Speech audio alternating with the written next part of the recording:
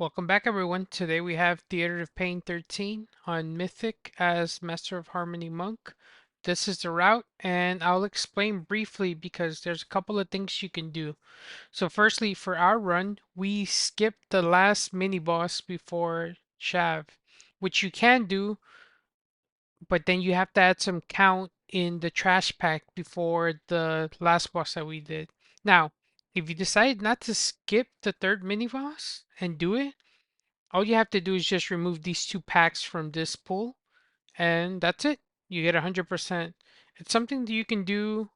A lot of people who do high keys do it. It's not really necessary, I don't think, but you can try it out. These are the talents. As you can see, I dropped the new Zao. I didn't think I needed it too much. New gear for this week, as you can see, 666 item level. I got this mythic weapon from a raid last week. I was able to upgrade it this week to 678. It's not the best, but high level matters for now.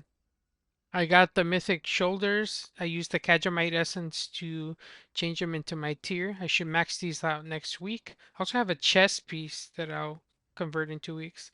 Candlebearer's Shroud over the Trashmaster's Mantle just because it has crit. And this one too, I just got it from a delve. This is what we need, crit and versatility. It's 658, but I'll use it until I can get something better. Tome of Light's Devotion, still on the fence about it. I got the Signet of the Priority, but it's not really too good just because it gives me 7k versatility instead of crit.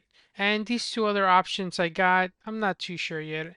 But I'll be messing around with them in tens just to see which one would be a better option for me. And okay, here we go. So for this first pull, we want to skip these first three mobs just because they're a pain in the neck. Normally I would paralyze and then ring a piece them, but we have a demon hunter who can just imprison them. Now, for this pull, we lost it immediately, right? What you want to do is you want to tank them in the middle, and after the first set of noxious spores, you kind of start walking towards the edge, and then you kite him around the perimeter. The reason for that is noxious spores can take up a lot of space. As you can see here, first set, I'm backing up slowly. I don't want to back up all the way to the edge because the frontal, if they cast it, you will have no space to kind of run to. As you can see there, that frontal, it just barely gives our elemental shaman some space to kind of be safe. Now, for some reason in this, I take a lot of damage. As you'll see, you'll hear the low health beep go off a couple of times. And I've already used two defensives. I used my trinket for the 8 mil absorb, and I used dampen harm on the beginning. So there I used diffused magic just to prevent some of the magic from the caster. I ran in there to interrupt because he needed to be moved.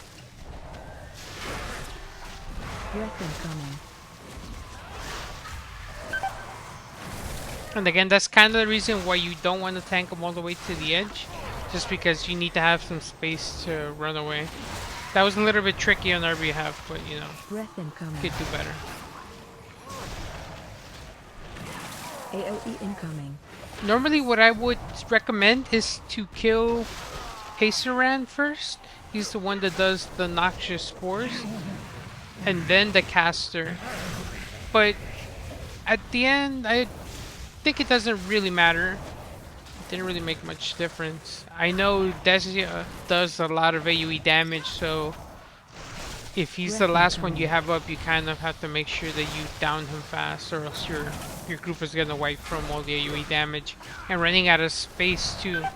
But as you can see, this is why you kind of kite them around the perimeter, because you help your team understand that you want to place them not ahead of you, but kind of parallel to you, which I noticed is kind of a recurring theme in a lot of these dungeons, where you kind of have to run around with swirlies. The Rookery, the first boss, has it. The Motherlode, Rixa has it. Um, Here in Theater of Pain they have. It's just like you kind of have to manage a lot of swirlies. But as you can see, the DPS is pretty good. Everybody's above 3.3 mil. So in order to time this, the DPS all have to be doing at least 2.5 mil overall by the end. So if you have anybody doing under 2 mil, you're not gonna time it, sadly. A lot of these dungeons are real DPS checks now. Just because a lot of the pulls are very linear, it's like you can't really do too many skips, except for example like the mother load, where I've seen groups do like a lot of crazy pulls, pulling while there's boss RP going on, you know, stuff like that. But places like Theater of Pain, it's like there's barely anything you can do. I did mention in the beginning that we do a skip. Not really necessary. You can do it if you want. If you have the DPS, it's not the worst. Watch your step. But, you know, again, a lot of swirlies in these dungeons. Now, for Savage Flurry, if you notice, I either have 5 orbs for healing from Expel Harm, or I have a 6 charge Celestial Brew.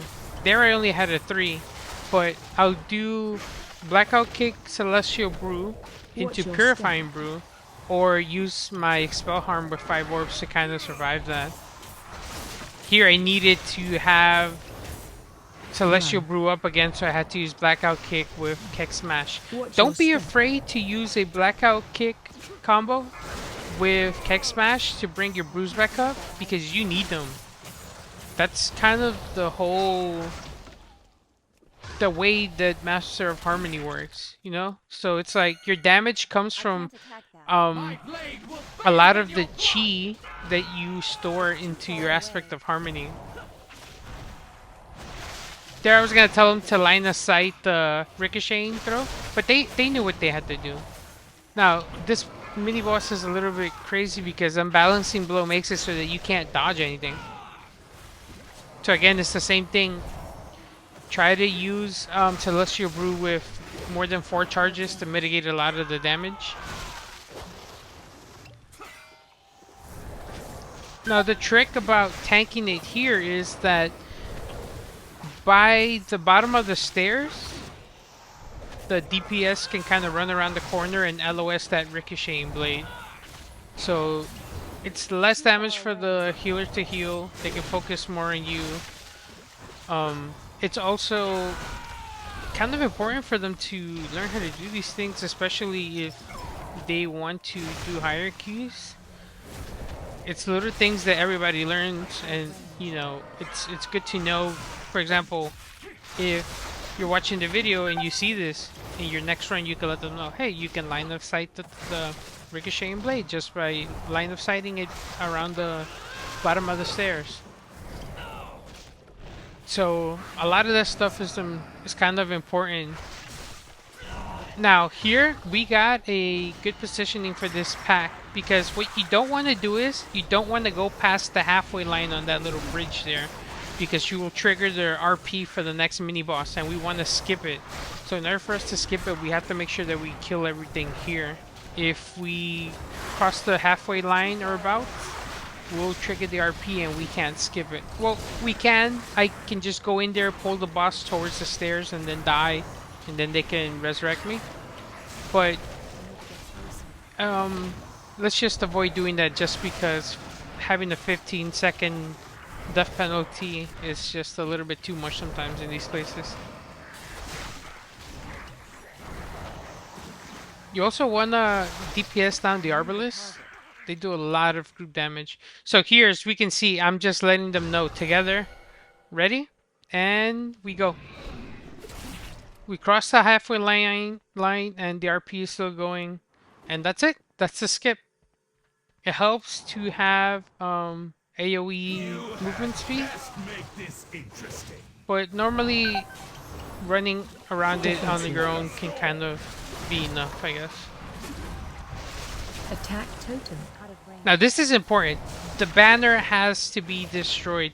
Everybody has Watch to your DPS the step. banner. You'll see why here. You're slowed so much that it's nearly impossible to walk out of things. There I'm just Tiger's lusting the healer because the healer cannot die.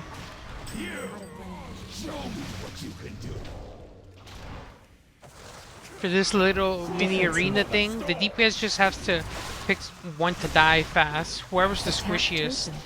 So in our case, it was the Boomy and then one of the Shaman.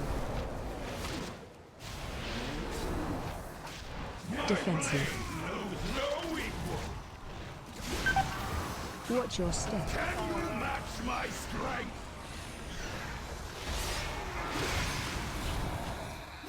There was a little bit confused because it seemed like the Elemental Shaman was doing no damage.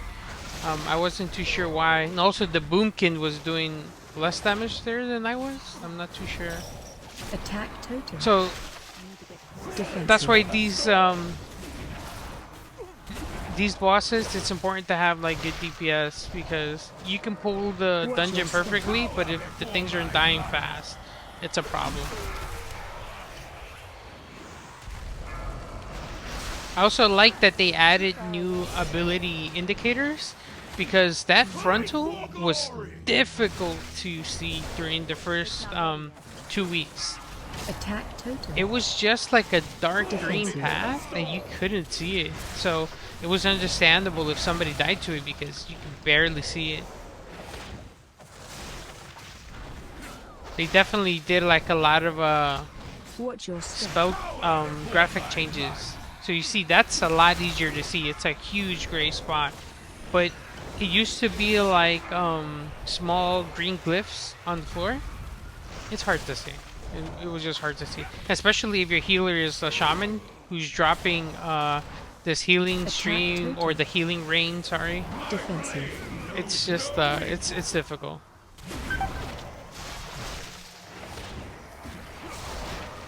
Watch your step.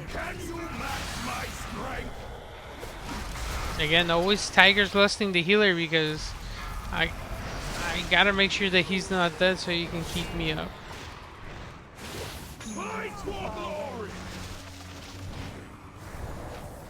DPS did a pretty good job of Attack making sure totem. that they pick somebody to Defensive. get killed first though.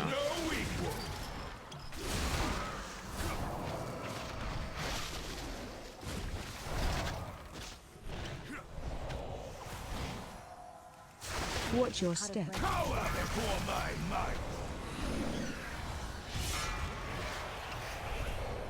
think it took me like four attempts to get this 13 done. The first two DPS was just not doing enough. And then the third one I Attack disconnected completely and it was just... But anyways, he's done and now we go on to Gorechop. Or Gut Wrencher? No, I'm pretty sure it's Gorechop, something like that.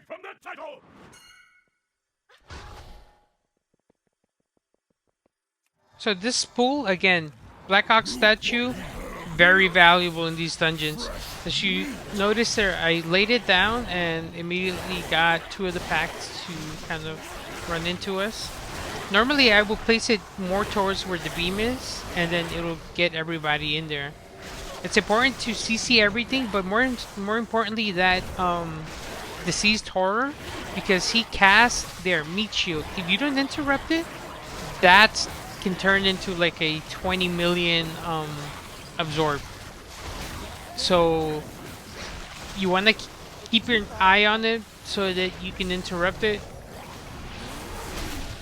And then as for all of these little ones to keep jumping around, I would say that the group can stack up closer, but it's just difficult sometimes because they just do whatever they want. And sometimes they spawn swirls, so it's like it's another pain in the butt.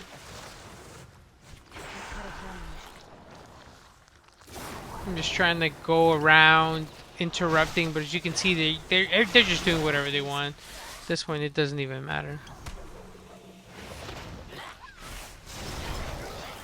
Now, these butchers, you kind of have to be careful not to run them over any of the other dead NPCs, because they do that devour flesh thing that heals them. So if you're gonna pull them, try not to pull them over any dead bodies. And now this next part is the skip. You can do it on either side. You just have to be patient. The right side was we were just waiting, making sure that everything was fine. And the boomy came in clutch again with the movement speed.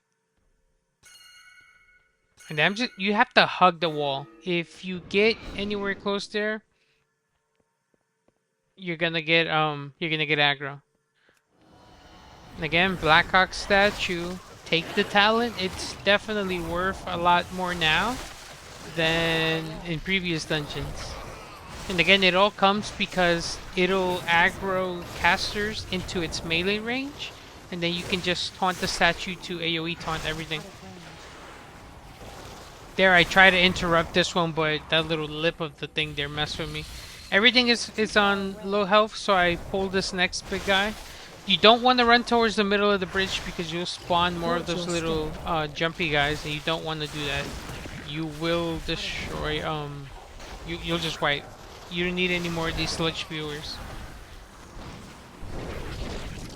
Here I try to AoE taunt all of them. It worked on most of them, but still, they all just jump everywhere. And here I do it again. I drop the statue and AoE taunt, making sure I have aggro and everything. Watch your step. Do not get hit by this frontal. You will get disoriented and lose threat, and that's it. So your group will wipe.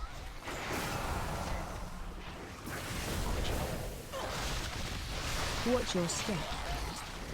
That little vile eruption thing, I hate it. I feel like the cast time is too short. It doesn't give you enough time to move, and the slow is too strong. It's a little bit annoying. I can't even type. I'm just like fat fingering everything.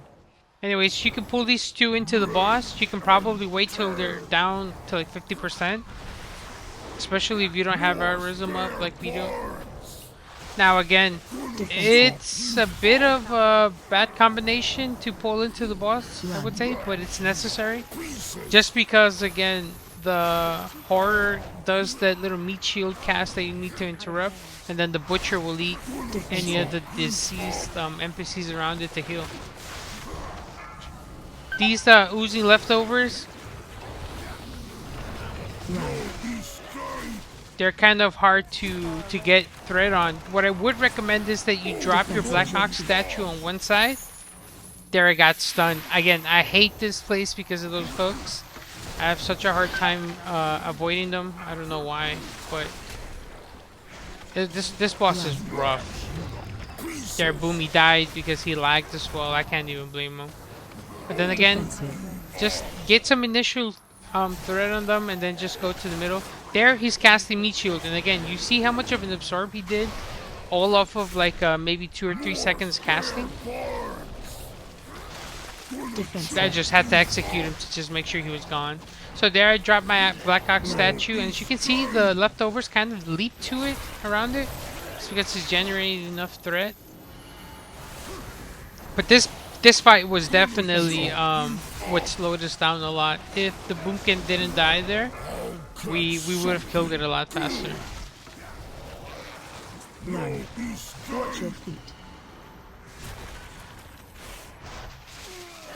Defensive. You can see there I'm at 1.13 million damage per second. So I was at 103% stagger. Run.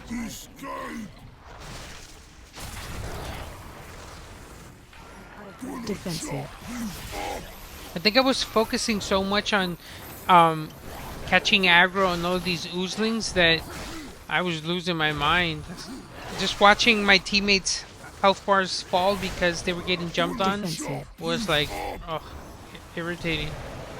And then having to dodge the hooks and the AoE. Jeez, this dungeon is just horrible. This boss is the worst. Defensive.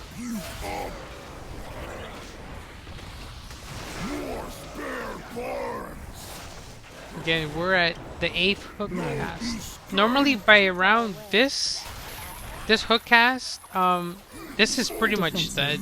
And again, it's because our other DPS was dead, so normally by around the 8th hook it's pretty much dead. Run. Pieces. It's too far away. Defensive.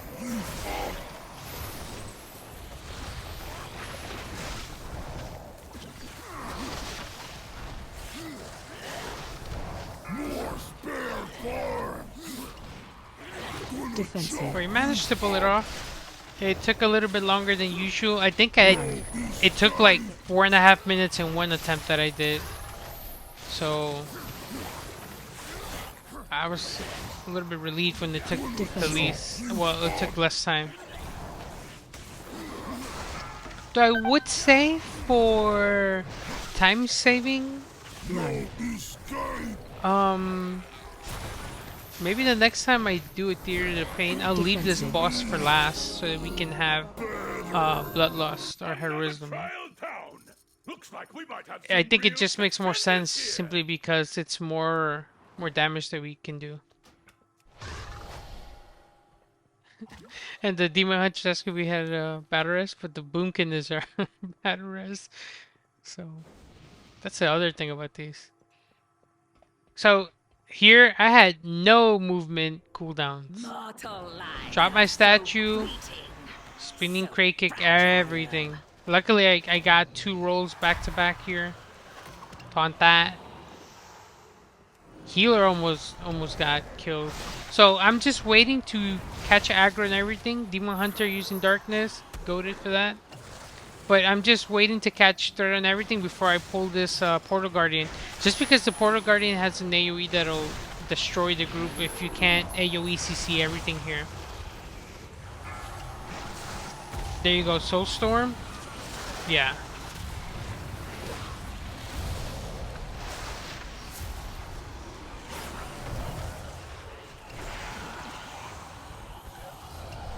Not to mention that my DPS was horrible here, just because I was trying to focus on AoE CC and everything and not dying.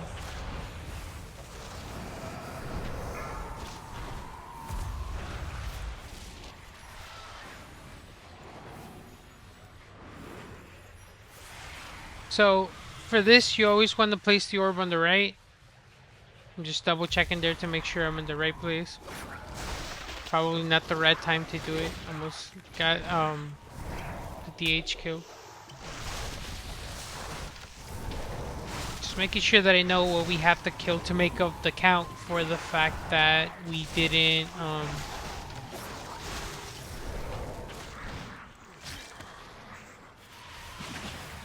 kill that other mini boss.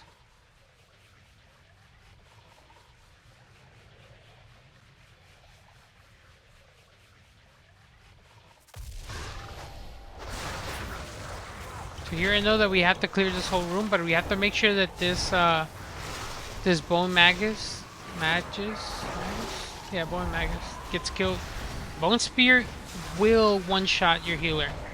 It'll do roughly about 8 million damage. So, gotta interrupt that.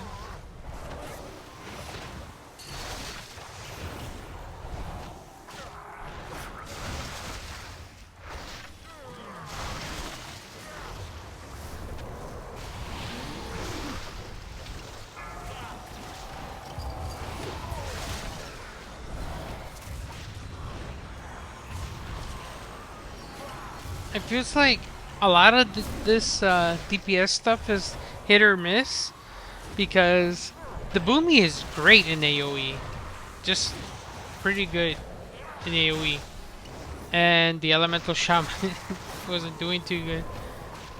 But then on bosses, the Boomy is just like is not there. So the first boss, he wasn't doing too good.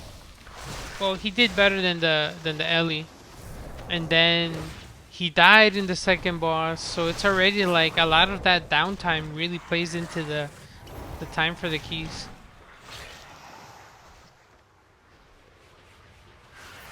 Again, on the right again, and off you go.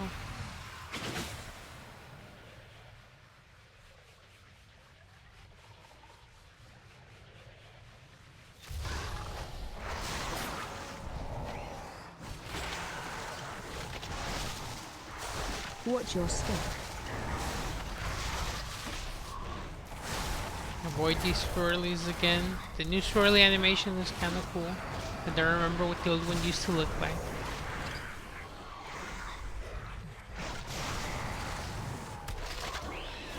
Anyways, here, you see this Bone Reaver? You kind of want to lure it into one of these little crevices, just so that it can just Beyblade itself out of the cast. If you have him in the middle, it'll start spinning everywhere, and Watch your step. it's annoying. So just keep it in one of these little areas. Make sure that the DPS can run out through the stairs, and you're fine. It'll just spin in there on its own, and it's not really gonna get out of there. So it's not really much of a threat.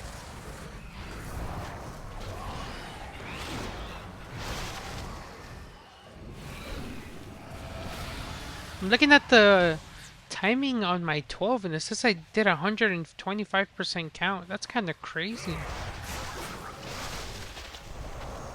Did way too much for that. Yeah, I think here we roughly get over a little bit over 100. So I don't know what I was doing in that 12. FPS must have been great if we timed it. Also, for this dark speaker, that frontal animation, so good, so good.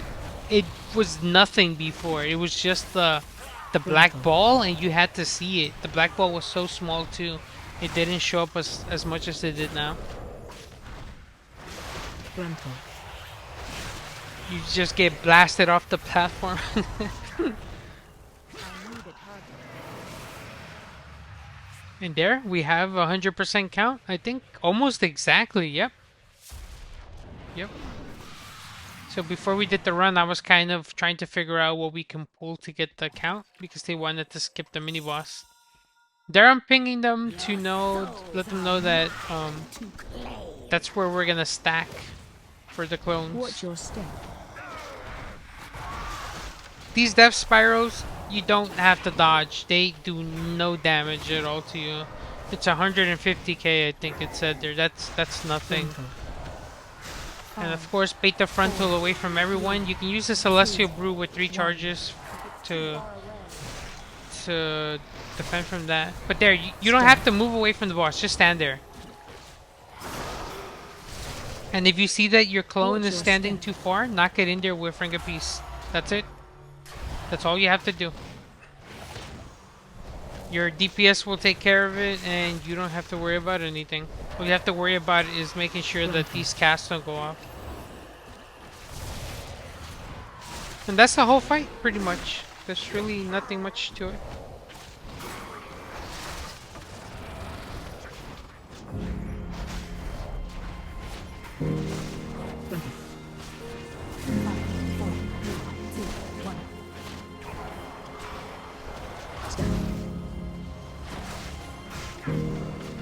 Watch your step. Frontal.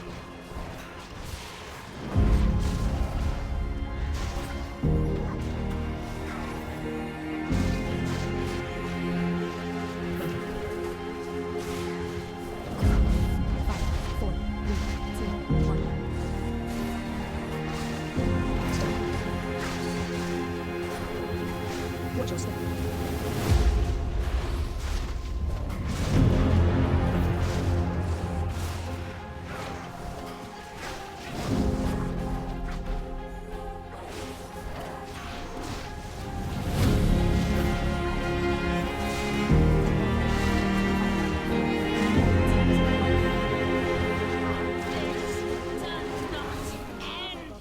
This is probably the part that I hate. There's like 20 seconds of RP here. It's so much time. So the timer, 29:02, that's when it started. And look at how long it's taken. It's already taking 15 seconds already. That's one death. And we still have to wait for Mordretha to come down. 20 seconds. It's literally 30 seconds of RP, 2 deaths worth of it, maybe more. It's just going and going. 40 seconds, almost a minute. It's kind of disgusting, really. 40 seconds right there. So it's kind of, I hate that that's 40 seconds there. It should Defensive. probably just start the minute somebody clicks on the platform instead of waiting for everybody to get there. I don't know how it works, but they need to fix that. 40 seconds is a ridiculous amount. Anyways, like the first boss, tank it on the perimeter. You don't want to tank it too close to the edge so that, again, when that frontal comes, you're able to move out of the way. Tiger's blessing the healer just because the healer needs to be casting pretty close to us. Interrupt these. That one, I knocked it into the beam. If this cast goes off, the DPS are pretty much dead. So it's like the Bone Magus with Bone Spear. It deals a lot of damage, so you want to make sure those are interrupted. That ability, you can just use a Celestial Brew to mitigate a lot of the damage. It's really not that much. Anyways, up until this point, we're doing great. Like, we're gonna time it. We're gonna have a lot of time left. I'm thinking, man, like this is it. You shall be swept into oblivion. But the real test comes when you're down to 50%. Spread. Once you're at 50%, that's when things start to get spicy. Defensive. That's when you start to find out if you're gonna time it or not. Run. I messed up on that one. I knocked him out over there. I'm like, what am I gonna do? Had to make sure that I killed it fast. Didn't even have touch of death, so just had to make sure it was gone. Now this is where the fun starts. So he should have lusted the minute he started that animation, just because it's like an extra 4 or 5 seconds of damage you can get in. Because you can see Mordretha is dropping fast. And then here, I think it's here, things just go wrong. I don't even know what happened. Here. So they dodge the AoE and then manifest death. We're all doing the same thing. We're all staying pretty close to each other. But then I think the problem that happens here is that a couple of the casts go off. And they die to that bull running across. Just destroys 2 of them. Defensive. And now we're down to a minute because Run.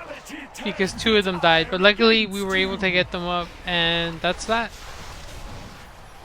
Had no deaths up until this point. And even then, having 32 seconds left meant that the DPS was probably slacking a little bit. But we timed it, that's all that matters. On to the next 13 after this one. I have Fortifying Brew up to Touch of Death. And that's it. Theater Pain 13 complete. I can move on. 2960 rating. And as you can see from the damage meters, we probably would have timed it a lot more comfortably if the Boomy was doing higher DPS. Maybe like 2.3, 2.4. But still, the DPS was good enough to time it. My DPS wasn't too bad, 1.4 mil. I could probably get it up to around 1.5. So I've been working on like rotations and stuff like that to make sure I put out as much DPS as I can. Now, something I didn't mention on my gear page were my stats.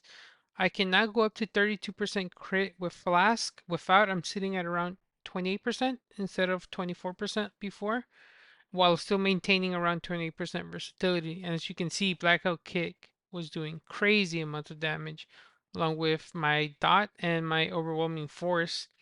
So my stats are pretty balanced. I like how this feels. Hopefully I can get a better ring with more crit and versatility off raids this week, but we'll see. And again, Celestial Brew number 1. Always trying to make sure that I get the max charges to use it. A lot of overhealing with Celestial Fortune, like always. And again, Tome of Light's Devotion is probably not the best for these dungeons that have a lot of melee NPCs. So I'll probably switch it out for one of the DPS trinkets and save it for the Rookery and Cinderbrew Meadery, I think also has a lot of casters. So that's something I'll probably working on, just like rotating trinkets. But for now, see you in the next video. Take care.